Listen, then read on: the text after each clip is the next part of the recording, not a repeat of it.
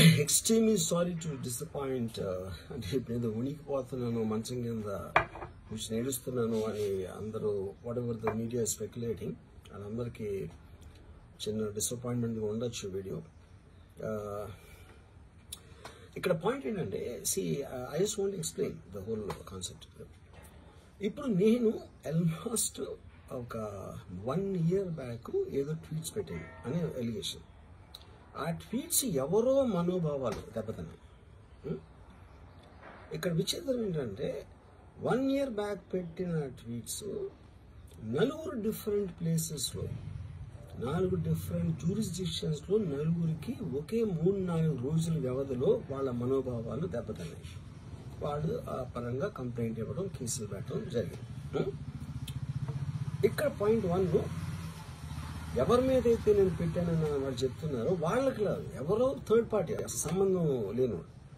So ఆ కాంటెక్స్ట్లో అసలు ఈ కేసు ఎలాగా, ఈ సెక్షన్స్ ఎలా వర్తిస్తాయి అనేది అప్పుడు ఆబ్వియస్గా నాకు వచ్చే అనుమానం కానీ, నాకు కానీ నా మనుషులు కానీ, ఇది ఒక పర్సిక్యూషన్ చేయటానికి ఒక పద్ధతి ప్రకారం ఉన్న ఎలవబుల్ లాస్ని వాడుతున్నారా, లేకపోతే ఇప్పుడు వరల్డ్ ఓవర్ ఒక ఫినామినా ఏం జరుగుతుందంటే పొలిటికల్ పార్టీస్ వాళ్ళు they are weaponising the systems of the police. అది అమెరికాలో జరుగుతుంది, యూరోప్లో జరుగుతుంది, ఇక్కడ కూడా జరుగుతుంది.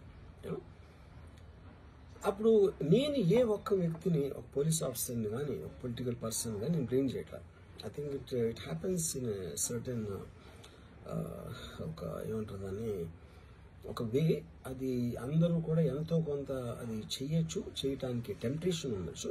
But eventually there is the law of the land which will take the final call. So అది that I completely agree, believe in that and I abide by that as a citizen. So ఇప్పుడు ఇక్కడ జరిగింది ఏంటి, నాకు ఒక notice వచ్చింది, నేను ఒక రిప్లై ఇచ్చాను, ఫలానా చోట ఫలానా తారీఖు నేను వస్తాను. అప్పటికి నాకు జరుగుతున్న పని ఒక ఆన్గోయింగ్ స్కెడ్యూల్ ఉంది కాబట్టి, నాకు ఫిల్మ్ వర్క్ ఉంది కాబట్టి అవ్వలేదు. అండ్ ఇట్ ఈస్ వేరే ప్రొడ్యూసర్ చేస్తాను, ఆ ప్రొడ్యూసర్కి నష్టం వస్తుంది కాబట్టి నేను మళ్ళీ టైం అడిగాను. ఇదేంటి కేసు, ఇదేం అర్జెంట్ కేసు అంటే 1 year తర్వాత ట్వీట్ చూసిన అతనికి 1 weekలో అన్నీ అయిపోవాలనేది ఏమన్నా మీనింగ్ ఉంటుంది అసలు దానికి? So which basically means it is being done for purposes other than the urgency of the case.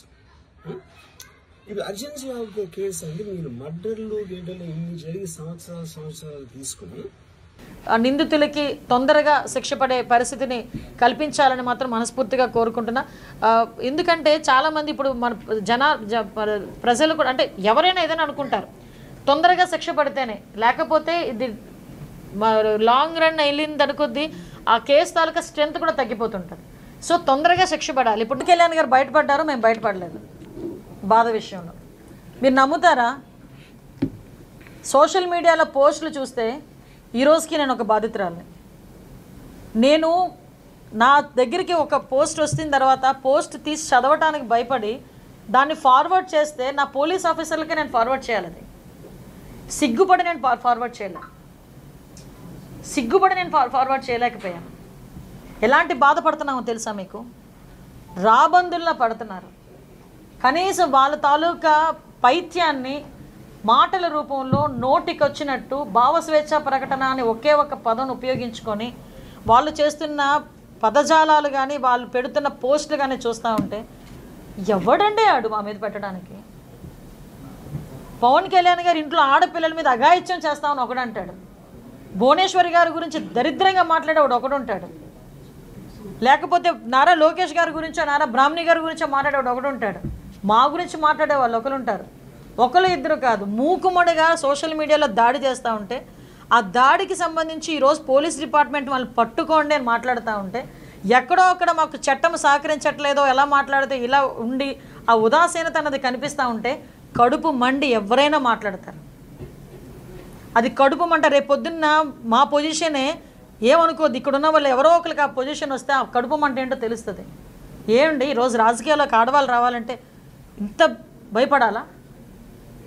మా పరిస్థితులను ఇంకా దిగజార్చుకోవాలా? మా సెల్ఫ్ రెస్పెక్ట్లు మేము ఇంత దిగజార్చుకొని ఉండాలా? జగన్మోహన్ రెడ్డి ఒక ట్వీట్ పెట్టాడు, మా భావస్వేచ్ఛ ప్రకటనని మీరు లాగేసుకుంటున్నారు అని చెప్పేసి ట్వీట్ పెట్టాడు.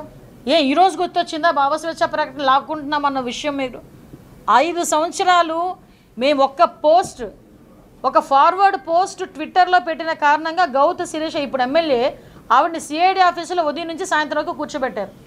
అమరావతి మీద ఒక పోస్ట్ పెట్టిందని రంగనాయకమ్మ అని ఒక లేడీని, ముసలావిడిని, పెద్దావిడిని, 60 సంవత్సరాల పెద్దావిడిని తీసుకొచ్చి సిఐడి ఆఫీసులో కూర్చోబెట్టి అర్ధరాత్రులు తీసుకెళ్ళి ఆవిడని అరెస్ట్ చేసే పరిస్థితి కనిపించింది. సోషల్ మీడియాలో ఒక అబ్బాయి ఎవరైనా ఒక యూట్యూబ్లో ఒక వీడియో తీసి పెడితే అర్ధరాత్రులు వచ్చి లైట్లు పగలగొట్టి లోపలికి వెళ్ళి తీసుకొచ్చి అరెస్ట్ చేసిన పరిస్థితి కనిపించింది. కానీ ఈరోజు మేము క్లియర్ కట్గా అన్ని బాధలు భరించి కూడా కక్ష సాధింపుగా వెళ్ళకూడదు.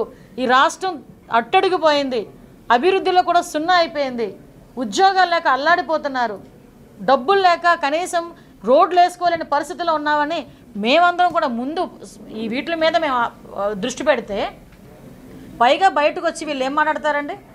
నోటుకు వచ్చినట్టు సోషల్ మీడియాలో ఈ రోజుకి కూడా నేను యాజ్ హోమ్ మినిస్టర్ ఈ రోజుకి కూడా సోషల్ మీడియాలో ఆ బాధ నేను పడుతున్నా. ఎన్ని నిద్రలేని రాత్రులు గడిపామో తెలుసా మీకు? ఈరోజు ఆ బాధ మేము పడతా ఉంటే, ఆ బాధ గురించి మేము చెప్పి ఈరోజు మేము వాళ్ళ మీద చర్యలు తీసుకుంటా ఉంటే మీకు అంత నిప్పు వస్తుందా? దాని గురించి మాట్లాడితే వక్రీకరిస్తారా? వక్రీకరించి ఎలాంటి ఆనందాలు పొందుతున్నారంటే, కూటమిలో ఏదో పవన్ కళ్యాణ్ గారు అనితనేదో అనేసారని, లేదా పవన్ కళ్యాణ్ గారు ఏదో కూటమి అంటే వీళ్ళు ఏంటంటే గోతికాడి నక్కలు ఉంటాయి కొన్ని మీకు తెలుసా? ఎప్పుడు గోతులో పాతారా, అందరూ వెళ్ళిపోతారా, లాక్కొని తిందామా అని ఉంటాయి కొన్ని నక్కలు. ఆ టైప్ అనమాట వీళ్ళందరూ.